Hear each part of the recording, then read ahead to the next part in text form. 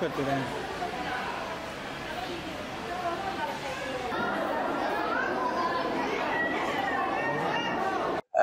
देखिए, जहां तक कफ सिरप की बात है तो हमारे यहाँ पहले से ही 2 साल के बच्चे को तो बिल्कुल भी अपन हमारे पीडियाट्रिक्स के विशेषज्ञ प्रिस्क्राइब नहीं करते हैं। और रही बात 5 साल के नीचे, अत्यंत आवश्यक होने पर भी ही लिखा जाता है, वो भी मॉनिटरिंग के साथ। जो एडमिटेड बच्चे वो भी बहुत शॉर्ट कोर्स देते हैं, वो अगर जरूरत हो बहुत ज्यादा।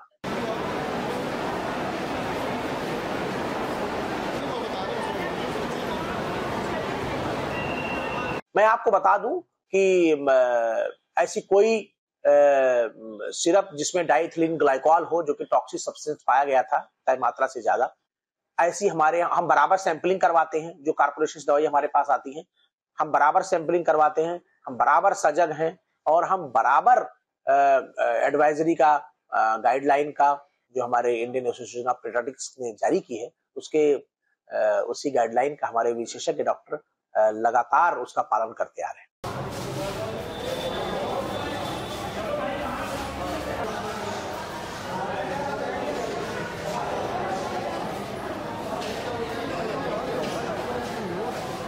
जैसे अपने मैं भांजी को दिखाने आया था, तो मैं हॉस्पिटल में दिखाने आया था तो उन्होंने साफ मना कर दिया। जैसे अभी छिंदवाड़ा वाले में घटनाएं हुई, बच्चों की मौत हुई है, तो यहाँ के डॉक्टर दीक्षा राव सर ने बोला कि यहाँ आपकी इस तरह व्यवस्था नहीं हो पाएगी, आप आयुर्वेद के रूप में आप पालन करिए, आयुर्वेद की चीजों को फॉलो करिए, तो आपको जल्दी आराम रिलीफ मिलेगा। और यहाँ कोई कफ और सिरप उपलब्ध नहीं है, क्योंकि जिस तरह बच्चों की मौत हुई है, इससे ज्यादा सतर्कता हर हॉस्पिटलों में आ गई है, गवर्नमेंट हॉस्पिटलों में और प्राइवेटों में भी, तो इसमें इन्हें डायरेक्ट मना कर दिया है।